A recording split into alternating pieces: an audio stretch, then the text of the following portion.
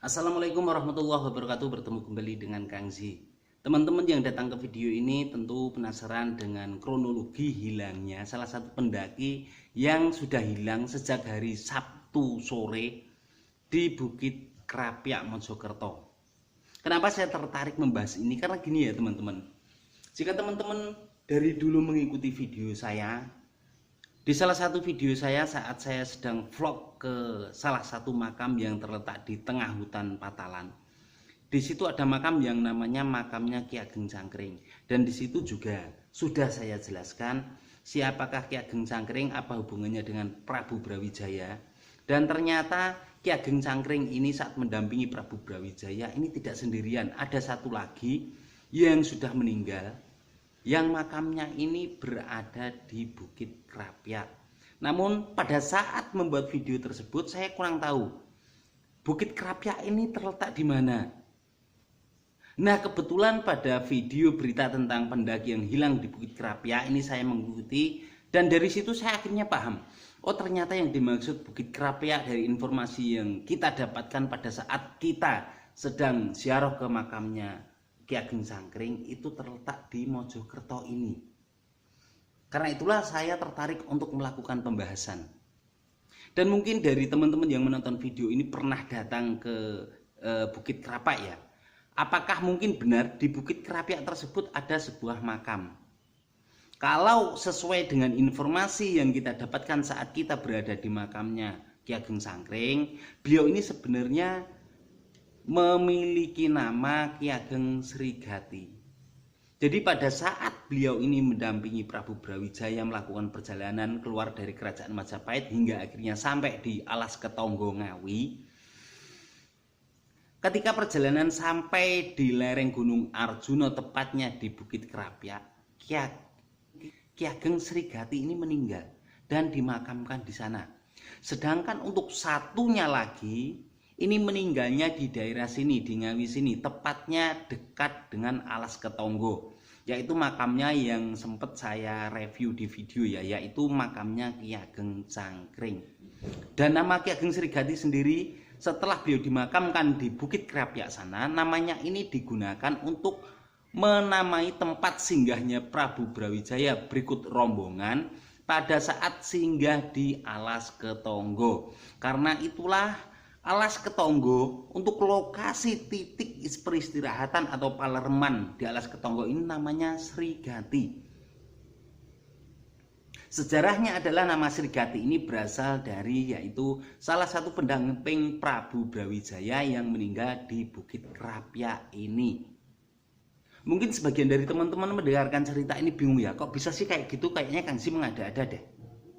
Jadi gini ya teman-teman, teman-teman percaya dengan cerita ini silahkan, monggo. Tidak percaya juga silahkan.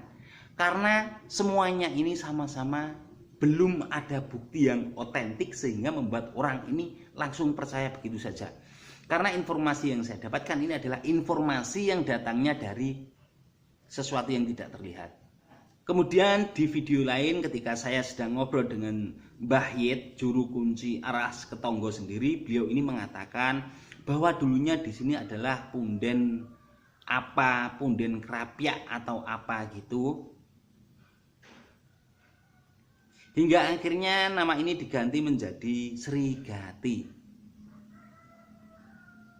Menurut penuturan Mbah Yit, yang mengganti ini adalah lurah pertama yang saat itu menjabat sebagai lurah Babatan di daerah Alas Ketonggo sana. Tapi wallahu alam seperti apa kebenarannya. Jadi kita sepantasnya mencari referensi lain agar kita ini tidak hanya termakan dari satu sumber saja. Nah, kembali ke berita pendaki yang hilang di Bukit Krapyak tadi. Untuk kronologinya begini ya teman-teman. Jadi pada hari Sabtu sore tanggal 10 itu kurang lebih sekitar jam 18.30, boleh dibilang yo kalau orang Jawa menyebutnya bar maghrib lah ya. Setelah usai waktu sholat maghrib sekitar jam setengah 7 malam, rombongannya yang bernama rombongannya Dimas ini datang ke Bukit Krapyak. Mungkin informasi ini datangnya dari penjaga loket, yaitu berjumlah 11 anak. Mereka ini bertujuan ingin berkemah atau camp di Bukit Krapyak itu sendiri. Nah, selanjutnya pada hari Minggu paginya, terakhir teman-temannya ini melihat si Dimas, atau lebih tepatnya namanya ini adalah Raffi Dimas Badar. Jadi teman-temannya ini terakhir melihat Raffi Dimas ini pada saat Raffi Dimas ini pulang dari musola. Entah melaksanakan sholat subuh atau apa, yang jelas menurut penaturan dari salah satu saudaranya si Raffi Dimas ini sendiri, dari 11 anak pagi itu yang bertemu dengan Raffi ini 3 cewek temannya. Jadi saat itu 3 cewek ini dari arah tenda menuju ke musola. Di situ berpapasan dengan si Raffi ini yang baru pulang dari musola. Jalannya ini mengarah ke tenda. Sebagai gambaran di sini kita lihat gambarnya dari Google Map ya teman-teman. Boleh dibilang mungkin kotak putih ini adalah musola. Dan di depannya ini adalah kamar mandi. Mungkin juga dapat diperkirakan mereka ini campnya di daerah ini, di titik sini yang saya kasih bulatan ya teman-teman. Nah, dari tenda ini 3 teman Raffi cewek ini berjalan menuju ke musola. Di tengah perjalanan mereka ini bertemu dengan si Raffi Dimas ini pulang dari musola. Saat itu mereka ini sempat menegur si Raffi ini. Hanya saja si Raffi ini tidak merespon, hanya diam saja. Sampai akhirnya mereka pun melanjutkan perjalanan untuk melaksanakan sholat subuh ke musola. Sedangkan si Raffi ini tidak tahu arahnya kemana. Perkiraan sementara dari ketiga teman ceweknya ini, Raffi dari musola jalannya ini mengarah ke tenda. Mereka pun tidak berpikir neko-neko, karena pikiran mereka mungkin si Raffi ini mau kembali ke tenda.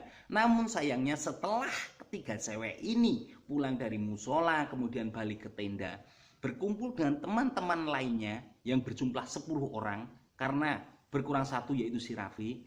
Raffi ini tidak ada. Mereka melakukan pencarian kemana-mana tapi tidak ditemukan. Sampai akhirnya kurang lebih sekitar jam 10 pagi, mereka ini berinisiatif untuk melaporkan atas hilangnya si Raffi ini ke loket atau ke pos loket Bukit Krapyak. Dari laporan mereka inilah sampai akhirnya petugas ini menghubungi petugas-petugas gabungan untuk melakukan pencarian. Kurang lebih sekitar jam 12 siang, beberapa tim gabungan baik tim SAR kemudian tim Polhut dan sebagainya ini berkumpul di situ untuk memulai melakukan pencarian atas hilangnya si Raffi ini. Namun sayang, sejak hari Minggu pagi ketika si Raffi ini dinyatakan hilang, kemudian lanjut ke hari Senin, Selasa, Rabu, Kamis, sekarang ini sudah menginjak hari Jumat, hari kelima. Si Raffi ini belum ada tanda-tanda ditemukan. Sebenarnya di manakah keberadaan Raffi? Kita kembali ke Google Map ya teman-teman. Tidak jauh dari lokasi ini ada sebuah makam keramat, yaitu makamnya Sunan Pangkat. Kemudian jauh ke dalam hutan lagi, di sini ada yang namanya air terjun Grejegan. Kita nggak usah bingung-bingung, nggak usah berspekulasi yang sekiranya membingungkan. Saran saya adalah seandainya ada orang-orang yang di sana sedang menonton ini, insya Allah saya ingin menyarankan ya cari saja dari kedua titik ini. Tapi yang lebih berdominan ini kayaknya lebih ke air terjun Grojogan ya, karena memang lokasinya ini mungkin terjal. Selain itu juga masih hutan. Jadi semoga para relawan ini mau mencari ke titik tersebut. Dilakukan azan, kita mohon kepada Allah. Dipandu lagi dengan doa kita para penonton yang dimanapun berada, kita bantu doa. Semoga saudara Raffi ini segera ditemukan oleh para relawan yang saat ini bekerja keras di sana. Hari ini hari Jumat ya teman-teman. Sebentar lagi kita akan melaksanakan sholat Jumat. Semoga hari Jumat ini adalah Jumat yang berkah.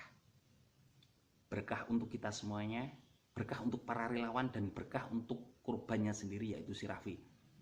Raffi segera ditemukan, dapat berkumpul kembali dengan keluarganya. Amin amin ya robbal alamin. Saya rasa cukup sekian ya teman-teman. Kita tunggu saja berita selanjutnya. Wassalamualaikum warahmatullahi wabarakatuh.